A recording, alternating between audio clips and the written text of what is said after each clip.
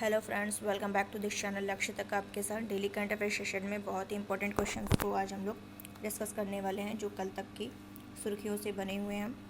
तो चलिए आज का सेशन स्टार्ट करते हैं। आज का सेशन स्टार्ट करने से पहले जिसने अभी तक चैनल ज्वाइन नहीं किया है, टेलीग्राम का जा करके ज्वाइन कर लीजिए। इसकी PDF आपको वहीं प्रोवाइड करा दी जाएगी और साथ ही वहाँ पर कुछ क्वेश्चन भी प्रैक्टिस कराए जाते हैं, तो आपके ज्वाइन करने से आपको ही बेनिफिट मिलेगा, तो जा करके उसको ज्वाइन कर सकते हैं। और भी हमारे अदर्स चैनल्स हैं जिसकी लिंक आपको डिस्क्रिप्शन बॉक्स में मिल जाएगी, जा करके आप लोग उसको ज्वाइन कर सकते हैं। और बाकी जिसे हमारे इंस्टाग्राम से जुड़ना है वो भी जा करके जुड़ सकता है, उसकी भी लिंक हमारे इस चैनल के डिस्क्रिप्शन बॉक्स में आपको मिल जाएगी। तो चलिए सेशन स्टार्ट करते हैं।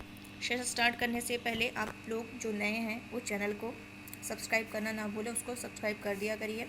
बाकी लाइक करना और शेयर करना बिल्कुल ना भूलें। तो चलिए सेशन स्टार्ट करते हैं और देख लेते हैं आज का मोटिवेशन कोट्स क्या है। क्या कह रहा है कि व्यक्ति को कभी भी मौके का इंतज़ार नहीं करना चाहिए, क्योंकि जो आज है वही सबसे बड़ा मौका है। ये मत सोचिए कि कल अच्छा समय आए, क्योंकि अच्छा समय आता नहीं है, उसको लाया जाता है। और लाएगा कौन? हम लोग खुद लाएंगे। तो इसके लिए हमें वेट नहीं करना चाहिए, बल्कि हमें उसके लिए क्या करना चाहिए? तत्परता से वर्क करना चाहिए, काम करना चाहिए। और एक अच्छे समय का हमें क्या करना चाहिए? लाना चाहिए, अपने मेहनत के बल पर, अपने जुनून के बल पर, अपने हौसले के बल पर। तो चलिए आज का सेशन स्टार्ट करते हैं फाइनली। पहला क्वेश्चन क्या कह रहे हैं? बहुत ही इंपॉर्टेंट क्वेश्चन है पहला क्वेश्चन। किस संस्थान ने दुनिया का पहला वन्यजीव संरक्षण बॉन्ड जारी किया है?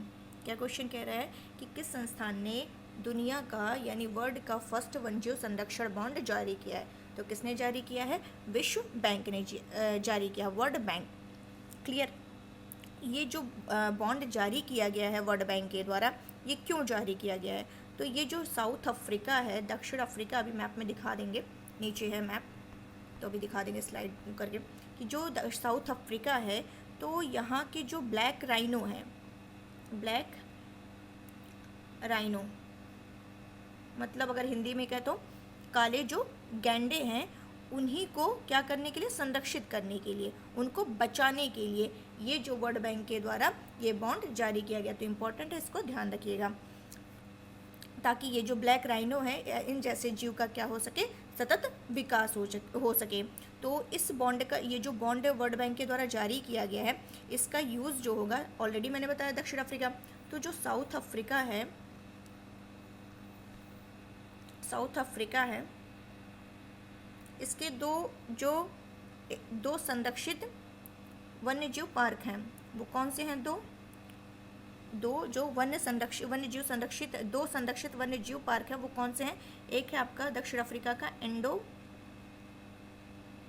Endo elephant national park, endo elephant national park, पहला आपका ये हो गया। एंड सेकंड आपका है ग्रेट रिवर, ऊपर लिख दे रहे हैं, ग्रेट रिवर नेचर रिजर्व। ये क्या है? दक्षिण अफ्रीका के द्वारा दो संरक्षित वन्यजीव पार्क हैं। तो इन्हीं में क्या किया जाएगा? काले गैंडों की जो ब्लैक राइनो है, उनकी संख्या को बढ़ाया जाएगा और उन्हें बचाने के लिए इस ग्रीन बॉन्ड का, इस मतलब ये जो बॉन्ड जारी किया गया है, उसका क्या किया जाएगा? यूज़ किया जाएगा। आई थिंक क्लियर हो गया होगा। एक्चुअली है क्या, प्रेजेंट टाइम में जो साउथ अफ्रीका है, वहाँ के जो ब्लैक राइनो हैं वो लुप्त होने के कगार पर है। तो और इस समय देखा जाए प्रेजेंट टाइम में, तो गैंडे की केवल 5 प्रजातियाँ ही मौजूद हैं, जो आपके कहाँ पर? साउथ अफ्रीका, यानी जो ऑलरेडी जिसके बारे में हम लोग पढ़ ही रहे हैं, दक्षिण अफ्रीका। सेकेंड आपका है बोर्नियो, थर्ड है सुमात्रा, फोर्थ है नामीबिया, अभी सभी का लोकेशन आपको दिखा दे रहे हैं, नामीबिया। और एक आपका जो है, और एक पूर्वी हिमालय पता ही होगा, और तटीय पूर्वी अफ्रीका, यहाँ पर ये 5 पाई जाती है, 5 जगह ये पाई जाती हैं ब्लैक राइनो। कहाँ कहाँ इंपॉर्टेंट है, पूछा जा सकता है कहाँ कहाँ ये पाई जाती हैं। तो है south Africa, Borneo, Sumatra, Namibia, पूर्वी हिमालय एंड तटीय पूर्वी अफ्रीका में ये क्या में मतलब ये पाई जाती हैं।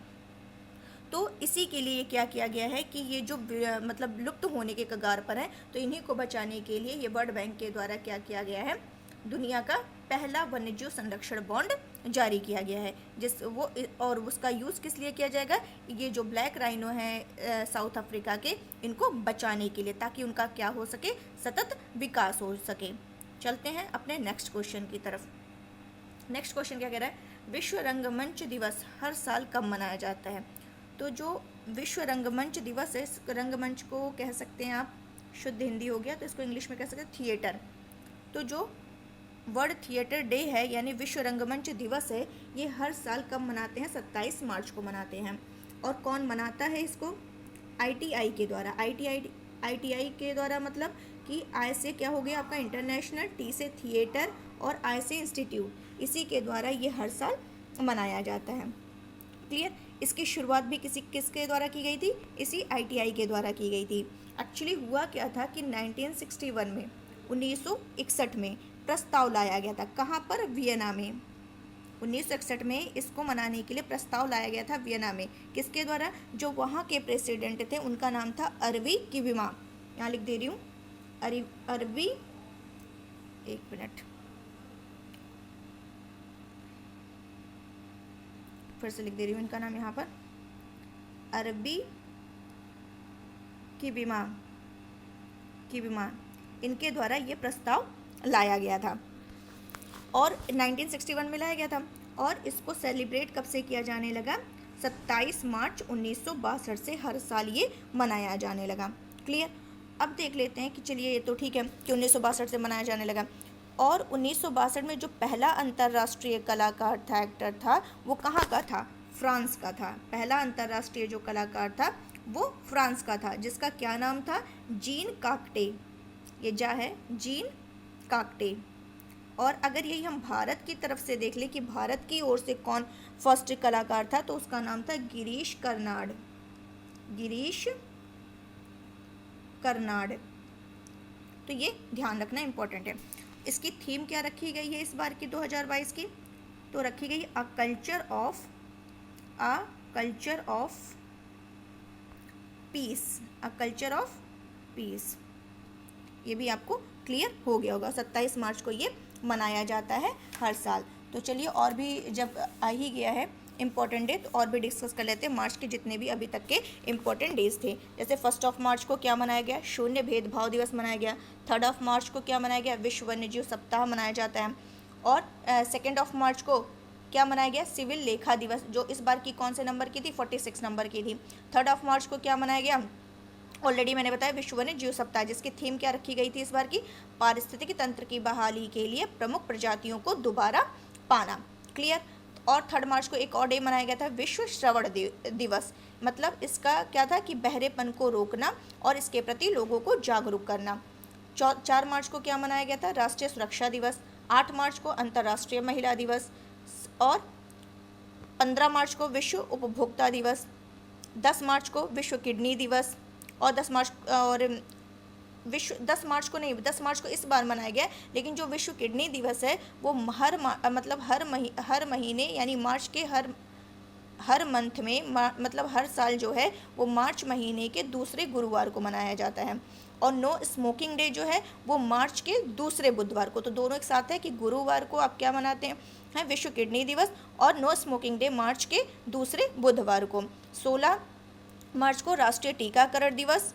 16 मार्च कहे तो राष्ट्रीय टीकाकरण दिवस। 16 जनवरी कहे तो स्टार्टअप दिवस। 26 दिसंबर कहे तो क्या हो जाएगा, वीर बाल दिवस, क्योंकि वीर बाल दिवस और ये आपका क्या है, अभी जो मैंने बताया कि 16 जनवरी राष्ट्रीय स्टार्टअप दिवस, तो ये अभी इसी साल मनाई गई है, तो इसलिए इम्पोर्टेंट हो जाता है, कोई ना कोई ज़रूर पूछेगा। और 20 मार्च को विश्व गौरैया दिवस। और 20 मार्च को एक और डे मनाया गया था, वैश्विक खुशहाली रिपोर्ट। 21 मार्च को अंतर्राष्ट्रीय वन दिवस। 22 मार्च को विश्व जल दिवस। 23 मार्च को विश्व मौसम दिवस। और 24 मार्च को विश्व क्षय रोग दिवस यानी टीबी। तो ये आपको क्लियर हो गया होगा। चलते हैं अपने नेक्स्ट क्वेश्चन। और अभी 27 मार्च को क्या मनाया गया, विश्व रंगमंच दिवस, जिसको वर्ल्ड थिएटर डे भी कहा जाता है। नेक्स्ट क्वेश्चन क्या कह रहा है कि IPL यानी इंडियन प्रीमियर लीग, यहाँ से एक क्वेश्चन पक्का बनेगा। तो वो कौन सा क्वेश्चन होगा वो तो हमें नहीं पता कौन सा क्वेश्चन पूछेगा, लेकिन इसके बारे में हम सारे जितने भी फैक्ट्स हैं वो हम लोग देख ले रहे हैं, कहीं से भी क्वेश्चन है स्किप नहीं होगा। आईपीएल यानी इंडियन प्रीमियर लीग 26 मार्च 2022 को कौन सा सीज़न शुरू हुआ है? तो पहला क्वेश्चन इसको नोट कर लेते हैं कि पहला जो है ये इस बार जो 2022 का आईपीएल स्टार्ट हुआ वो किस नंबर का सीज़न है? तो 15th नंबर का, 15वां सीजन स्टार्ट हुआ है। इसका आयोजन कहाँ किया जा रहा है? तो इसका जो आयोजन है वो अभी ये 26 मार्च से स्टार्ट हो गया है और इसका आयोजन कहाँ हुआ है? तो ये वानखेड़े स्टेडियम है। कहाँ पर? वानखेड़े स्टेडियम, लिख दे रही हूँ यहाँ पर, वानखेड़े स्टेडियम में इसका आयोजन 26 मार्च को स्टार्ट हो गया है। और ये किसके किसके बीच हो रहा है पहला मैच? तो चेन्नई सुपर किंग्स और किसके बीच? केकेआर का मतलब क्या हुआ? Kolkata night Riders, Chennai super Kings और कोलकाता नाइट राइडर्स के बीच ये खेला जाएगा, जो इसका पहला मुकाबला होगा। क्लियर? और देख लेते हैं ये जो चेन्नई सुपर किंग्स है इसके कप्तान कौन है, कप्तानी कौन कर रहा है? तो उनका नाम है रविंद्र जडेजा। क्लियर? और ये तो हो गया आपका, क्लियर हो गया। और इस बार जो आईपीएल हो रहा है इसमें टोटल कितनी टीम खेल रही है ये भी इंपॉर्टेंट हो जा रहा है। तो टोटल कितनी टीम खेल रही है? 10 टीमें खेल रही हैं, 10 टीम। जो 2 टीमें एक्स्ट्रा हुई हैं वो कौन सी हैं? एक हैदराबाद टीम और सेकंड आपका क्या है? लखनऊ टीम। तो ये ध्यान रखना है। और ये आईपीएल का जो पहला संस्करण हुआ था ये कब हुआ था? तो 2008 में हुआ था। ये 2008 का पहला संस्करण क्यों बताया जा रहा है, ये माइंड में क्वेश्चन हो रहा होगा। तो इसलिए क्योंकि अभी हाल ही में इसके जो मतलब पहला संस्करण जिसने खेला था, जिसका नाम राजस्थान रॉयल्स, तो वो विजयी हुए थे। तो उनके जो कप्तान थे शेन वॉर्न, उनका भी हाल ही में निधन हुआ था। तो इसीलिए ये मैंने यहाँ डाल दिया है कि शेन वॉर्न जो थे इनका हाल ही में, जो ऑस्ट्रेलिया से थे, तो उनका हाल ही में निधन हुआ है। तो ये भी ध्यान रखना है। और क्या फैक्ट हो सकता है इसके लिए इम्पोर्टेंट? आईपीएल का सबसे महंगा खिलाड़ी जिसको किसने खरीदा? मुंबई इंडियंस ने खरीदा। उसका क्या नाम है? ईशान किशन। ये भी ध्यान रखना है। और सबसे जो मुंबई इंडियंस है वो सबसे ज़्यादा आईपीएल जीता है। सबसे ज़्यादा आईपीएल जीतने वाली कौन सी है? मुंबई इंडियंस है। तो ये भी ध्यान रखना है। और आईपीएल 2022 का टाइटल स्पॉन्सर क्या है? टाटा है। आईपीएल 2021 का खिताब 2021 में कौन जीता था? आईपीएल 2021 तो चेन्नई सुपर किंग्स ही जीती थी।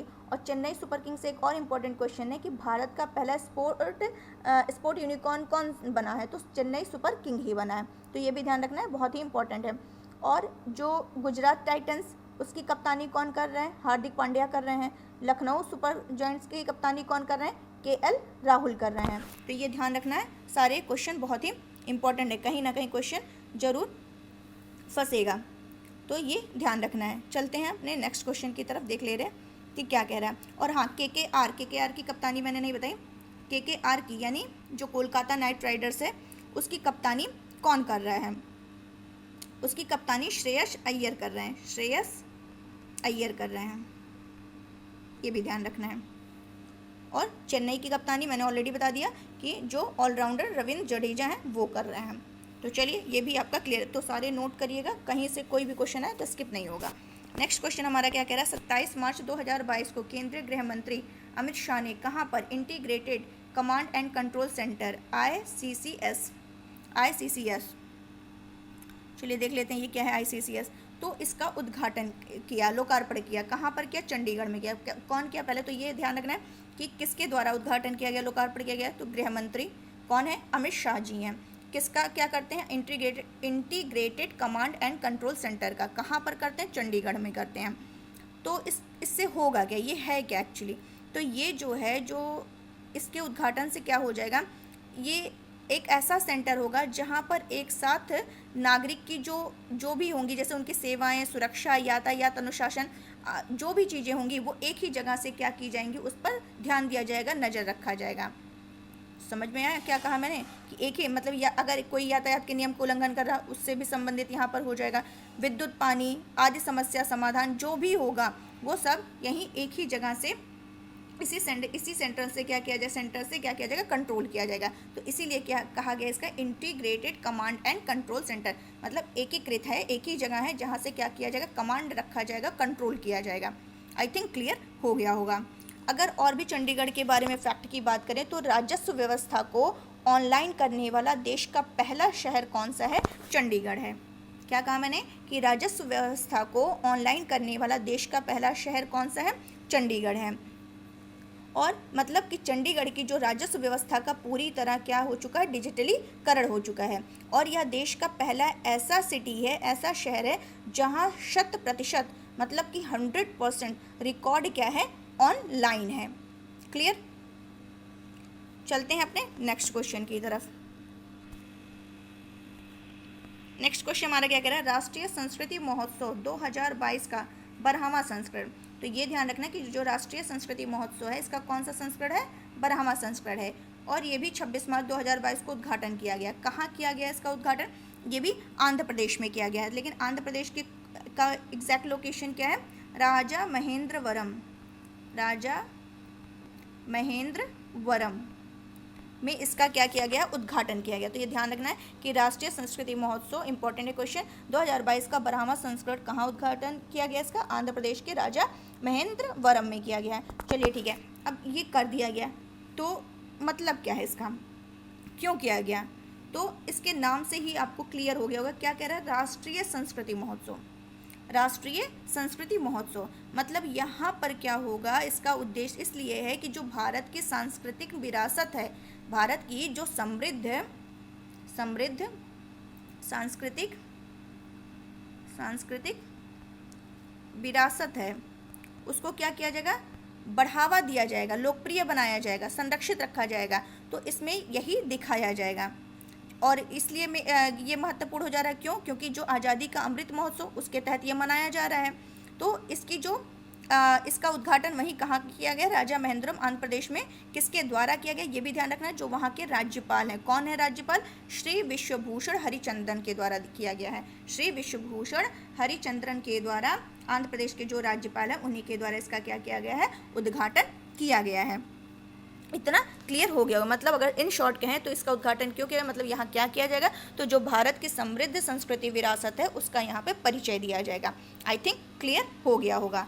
अब बात करें अगर आंध्रा की, तो चलिए आंध्रा देख लेते हैं ताकि क्लियर हो जाए। आंध्र प्रदेश ये दिख रहा होगा आप लोग को, आंध्र प्रदेश। एक मिनट,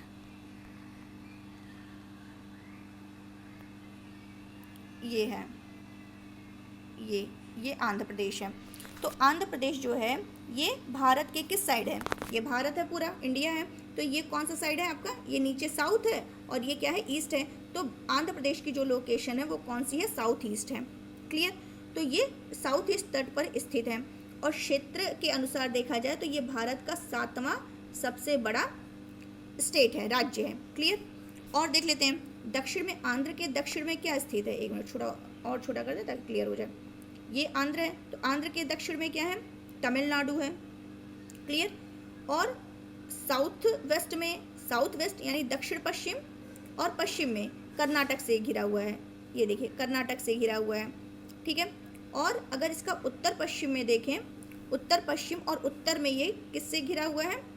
तेलंगाना से घिरा हुआ है। क्लियर? और उत्तर पूर्व में देखा जाए तो ये किससे घिरा हुआ है? ओडिशा से घिरा हुआ है। इसकी जो ईस्ट जो सीमा है, पूर्वी सीमा, वो किससे घिरी हुई है? ये है आपका बे ऑफ बंगाल यानी बंगाल की खाड़ी से घिरा हुआ है। और ये इससे जो इसकी जो तटीय सीमा रेखा है वो कितनी है? बंगाल की खाड़ी के साथ ये कितने मतलब बंगाल की खाड़ी के साथ ये 600 मील यानी कि अगर देखा जाए तो 970 किलोमीटर की तटरेखा है। और आंध्र प्रदेश से तेलंगाना कब अलग हुआ था? 2 जून 2014 ये एक अलग राज्य बना था। और जो कहा जाए भाषाई आधार पर बनने वाला पहला राज्य कौन सा था? यही आंध्र प्रदेश था। तो ये भी क्लियर हो गया होगा। मतलब आंध्र प्रदेश अलग राज्य के रूप में आंध्र की मांग के कारण 1956 में ये क्या था? ये 1956 में अपने अस्तित्व में आया था। और भाषाई आधार पर पूछे क्वेश्चन कि बनने वाला पहला राज्य कौन सा था? तो आंध्र प्रदेश ही था। कुचिपुड़ी कहाँ से संबंधित है? यहीं से संबंधित है। और एक और टाउनशिप क्या था उसका क्वेश्चन? जगन्नाथ स्मार्ट टाउनशिप किस राज्य से संबंधित है? तो वो भी आंध्र प्रदेश से संबंधित है। तो ये सब ध्यान रखिएगा, सारे क्वेश्चन क्या हैं? इंपॉर्टेंट हैं। चलते हैं अपने नेक्स्ट क्वेश्चन की तरफ।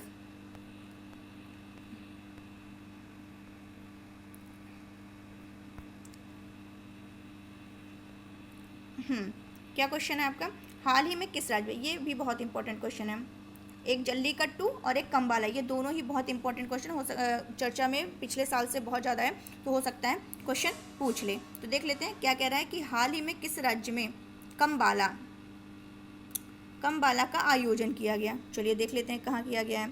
तो कंबाला का जो आयोजन किया गया है वो कहाँ पर? कर्नाटका में किया गया है, कर्नाटक में।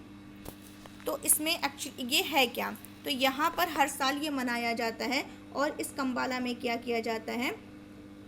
रेस कराई जाती है, किसकी रेस कराई जाती है? बुफेलो रेस होती है इस कंबाला में।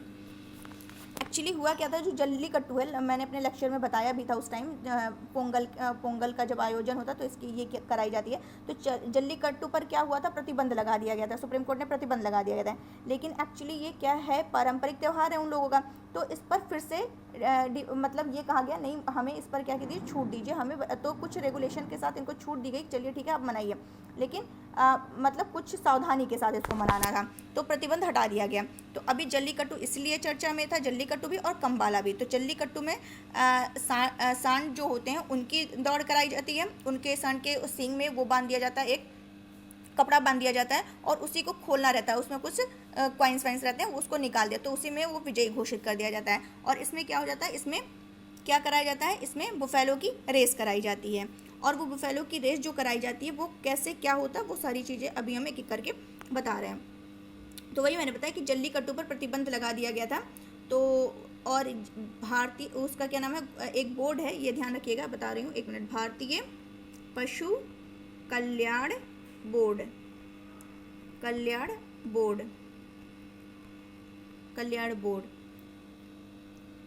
और किस मतलब ये जो भारतीय पशु कल्याण बोर्ड है, इसके द्वारा इसने क्या किया था? कर्नाटक सरकार से जानवर के प्रति जो क्रूरता थी उसके कारण का हवाला देते हुए इस पर प्रतिबंध लगाने को कहा था।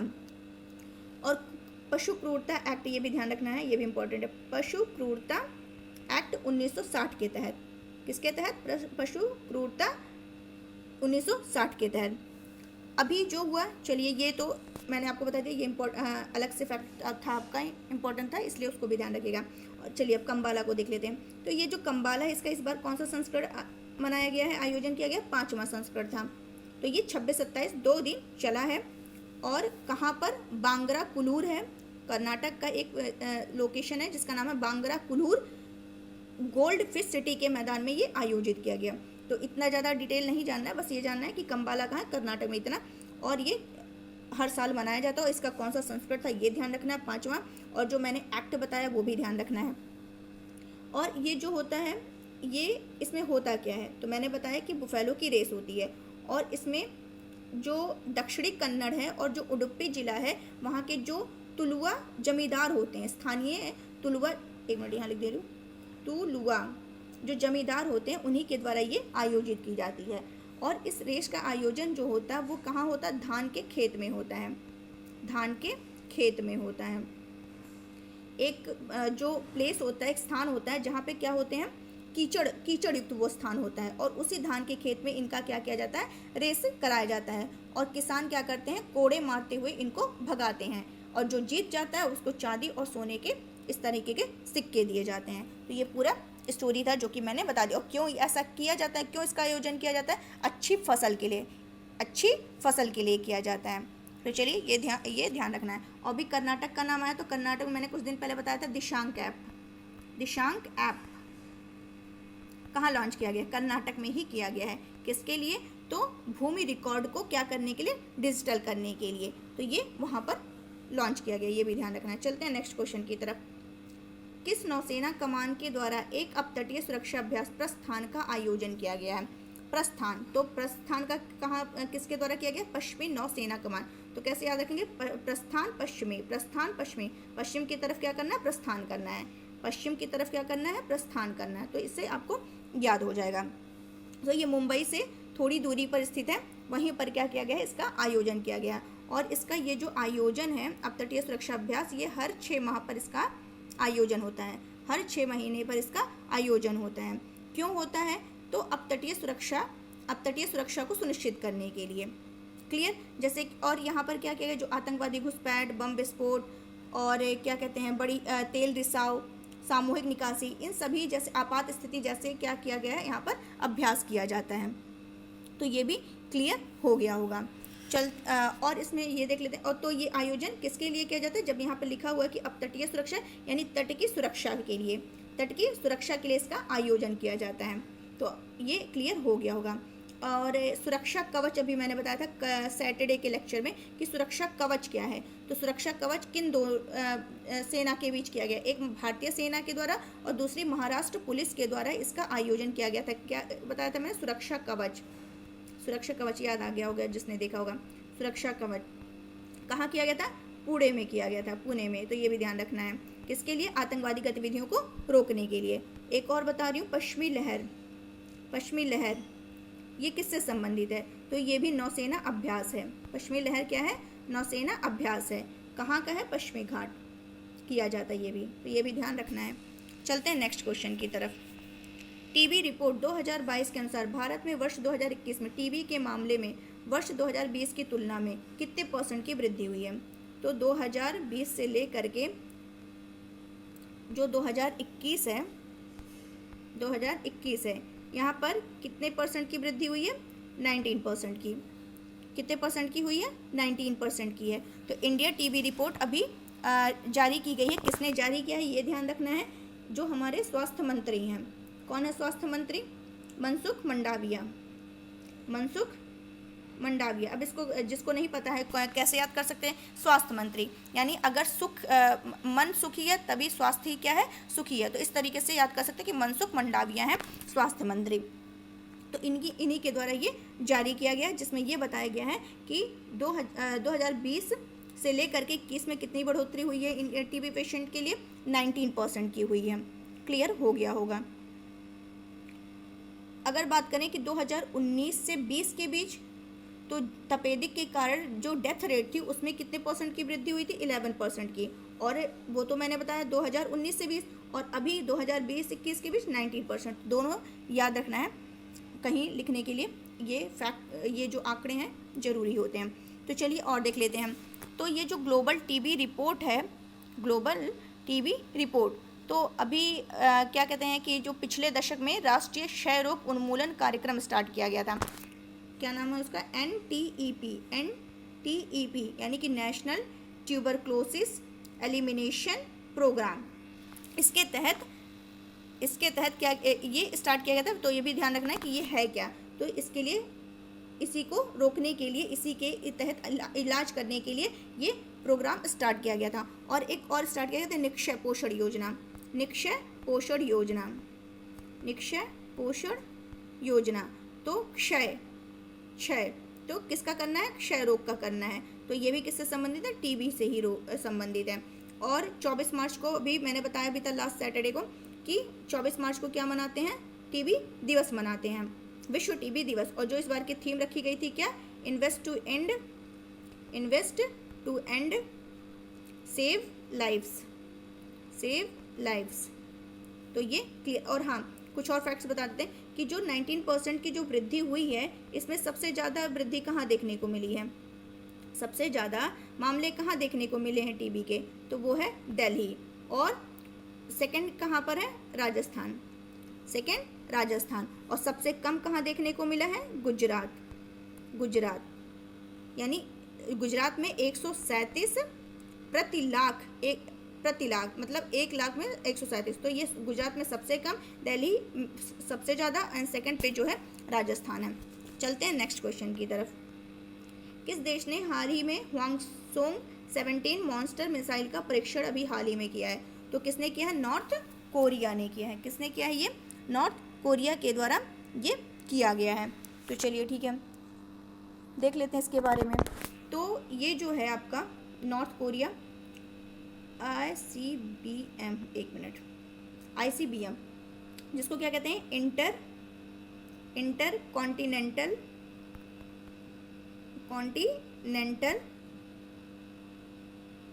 Ballistic missile. तो ये है क्या, तो एक महाद्वीप से दूसरे महाद्वीप में मार करने वाली ये क्या है, मिसाइल है। ये जो हवासोंग 17 मॉन्स्टर मिसाइल है, ये क्या है, एक महाद्वीप से दूसरे महाद्वीप में मार करने वाली मिसाइल है। और ये कहाँ, किसके द्वारा परीक्षण किया गया है अभी हाल ही में, ये नॉर्थ कोरिया के द्वारा किया गया है। और ये जो मिसाइल है अभी तक की विकसित सबसे बड़ी ICBM है। ICBM का फुल फॉर्म मैंने ऑलरेडी बता दिया, अंतर महाद्वीपीय बैलिस्टिक मिसाइल। अगर हिंदी में कहें तो इसको क्या कहेंगे, अंतर महाद्वीपीय बैलिस्टिक मिसाइल। इंग्लिश में कहें तो इंटर कॉन्टिनेंटल बैलिस्टिक मिसाइल। तो ये मिसाइल क्या है, अमेरिका में किसी भी स्थान पर क्या कर सकती है, परमाणु हथियार पहुंचा सकती है। और इस मिसाइल को क्या नाम दिया गया है, मॉन्स्टर मिसाइल नाम दिया गया है। और ये जो मिसाइल है, ये देख रहे होंगे, ये दुनिया की सबसे बड़ी तरल ईंधन वाली क्या है, ICBM है, इंटर कॉन्टिनेंटल बैलिस्टिक मिसाइल है। और इसका जो व्यास है वो 2.4 से लेकर के 2.5 मीटर के बीच है। और जब इसमें पूरी तरह से ईंधन भर दिया जाता है तो इसका जो कुल द्रव्यमान हो जाता है वो लगभग कितना, 80,000 से 1,10,000 किलोग्राम तक हो जाता है। और अभी इसने क्या किया है कि 67.5 मिनट तक हवा में उड़ान भरी थी। तो ये सब ध्यान रखना है। और उत्तर कोरिया की जो राजधानी वो क्या है, प्योंगयांग। और ये जो नॉर्थ कोरिया है, एक मिनट लोकेशन दिखा दें आपको, ये है नॉर्थ कोरिया, साउथ कोरिया, ये देखिए, ये साउथ कोरिया, ये नॉर्थ कोरिया। तो ये जो नॉर्थ कोरिया साउथ कोरिया है, ये कौन सी अक्षांश रेखा इन दोनों के बीच सीमा बनाती है, वो है 38 डिग्री। 38 डिग्री अक्षांश रेखा जो है वो नॉर्थ कोरिया और साउथ कोरिया के मध्य क्या करती है, सीमा बनाती है। इसी तरह अगर यहाँ देखें, ये जो उत्तर अमेरिका और ये जो कनाडा है, इन दोनों के बीच कितनी डिग्री जो है अक्षांश सीमा बनाती है, तो वो है 49 डिग्री। 49 डिग्री अक्षांश जो है ये अमेरिका और कनाडा के बीच क्या करती है, सीमा बनाती है। तो चलिए ये भी हो गया। नेक्स्ट क्वेश्चन देख लेते हैं क्या कह रहा है। नेक्स्ट क्वेश्चन बहुत इंपॉर्टेंट है। क्या कह रहा है, प्रतिवर्ष अर्थ आवर डे का आयोजन कब किया जाता है। तो ये कब किया जाता है, मार्च के अंतिम सैटरडे को किया जाता है। मार्च के अंतिम शनिवार को अर्थ आवर डे क्या किया जाता है, सेलिब्रेट किया जाता है। और किसके द्वारा ये हर साल मनाया जाता है, तो WWF के द्वारा मनाया जाता है। WWF का मतलब क्या हुआ, world wide fund for nature, world wide fund for nature की ओर से ये हर साल मार्च महीने के आखिरी सैटरडे को ये मनाया जाता है। क्यों मनाया जाता है, प्रकृति और जलवायु परिवर्तन, जो हमारी प्रकृति है और जो क्लाइमेट चेंज है उसके प्रति लोगों को क्या करना, जागरूक करना। तो इस बार जो है 26 मार्च को मनाया गया। इसमें होता क्या है, 1 घंटे के लिए लोग क्या करते हैं, अपने घर की बिजली को बंद कर देते हैं। वो टाइमिंग क्या होती है, 8:30 से लेकर के 9:30 बजे तक 1 घंटे के लिए लोग अपने घर की बिजली को क्या करते हैं, बंद कर देते हैं। और इसी को क्या करते हैं, अर्थ आवर कहा जाता है। अर्थ आवर का मतलब क्या हुआ, घंटा। तो इसमें क्या कर देते हैं, बंद कर देते हैं। और इससे क्या होता है, जो इसका उद्देश्य क्या होता है, तो जो ऊर्जा की बड़े स्तर पर खपत हो रही है उसको बचाना इसका उद्देश्य है। और जो क्लाइमेट चेंज है, प्रकृति की सुरक्षा के लिए जो क्लाइमेट चेंज और जो सतत विकास है उस पर लोगों का क्या करना है, ध्यान केंद्रित करना है। और ये हर साल 2007 से मनाई जा रही है। और बिजली बंद करने से क्या होता है, जो कार्बन फुटप्रिंट है उसको कम करने में ये मदद मिलती है। और ऊर्जा की भी क्या होती है, बचत होती है। तो ये भी क्लियर हो गया होगा। तो चलिए आज के लिए बस इतना ही। रिवीजन कल करा देंगे, आज रिवीजन नहीं करा पाएंगे। चलिए कुछ क्वेश्चंस हम लोग डिस्कस कर लेते हैं। हिस्ट्री के 5 क्वेश्चन फटाफट कर लेते हैं, टाइम है अभी। पहला क्वेश्चन देख लेते हैं, क्या है, मतलब आपके लिए है क्वेश्चन कि पृथक निर्वाचन, यहाँ मैंने नोट नहीं किया, मैं ऐसे ही लिख दे रही हूँ। पृथक निर्वाचन मंडल, भारत में पृथक निर्वाचक मंडल का आरंभ किस एक्ट के तहत हुआ था। पृथक निर्वाचक मंडल का आरंभ भारत में किस एक्ट के तहत हुआ था, तो किस एक्ट के तहत हुआ था, 1909, भारतीय परिषद अधिनियम 1909। इस 1909 को किस नाम से जाना जाता है, मार्ले मिंटो सुधार के नाम से जाना जाता है।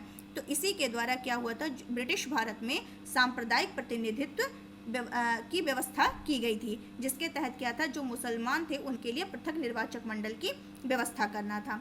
ये क्लियर हो गया होगा। और एक क्वेश्चन देखते हैं क्या कह रहे हैं कि होम रूल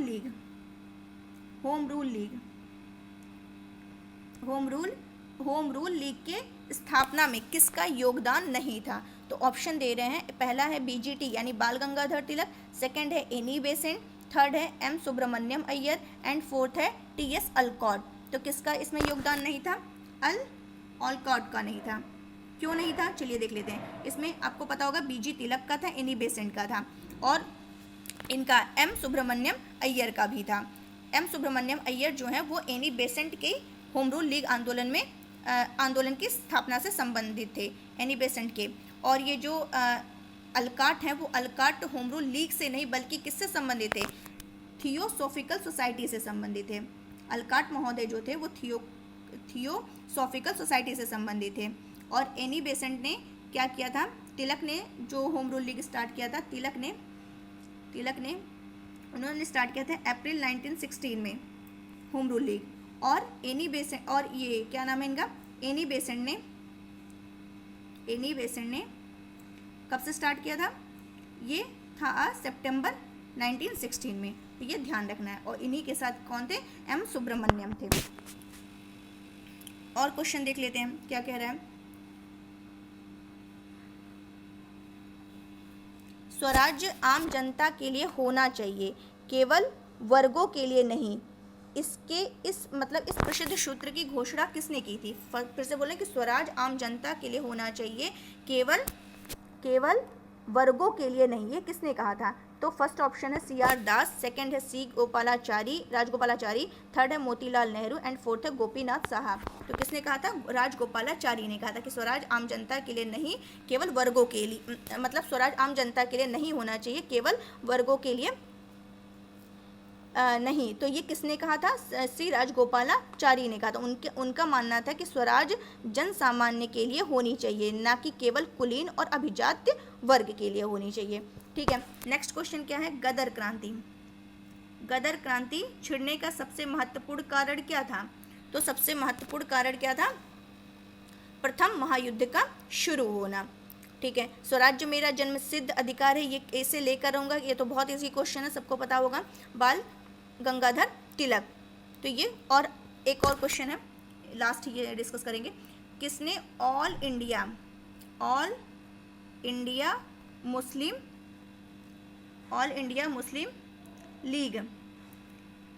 मुस्लिम लीग की स्थापना की थी? तो किसने की थी? नवाब सलीमुल्लाह खान ने की थी। ऑल इंडिया मुस्लिम लीग की स्थापना किसने की थी? नवाब सलीमुल्लाह खान ने की थी। तो ये सारे क्वेश्चन याद रखिएगा, इंपॉर्टेंट है। बाकी कल से क्या करेंगे? 5 क्वेश्चन डेली डिस्कस जरूर करेंगे, इससे प्रैक्टिस होती रहेगी। तो चलिए आज के लिए बस इतना ही। आप लोग शेयर करिए, लाइक करते रहिए, और जो नए हैं वो सब्सक्राइब करना ना भूलें। आज के लिए बस इतना ही। Thank you so much.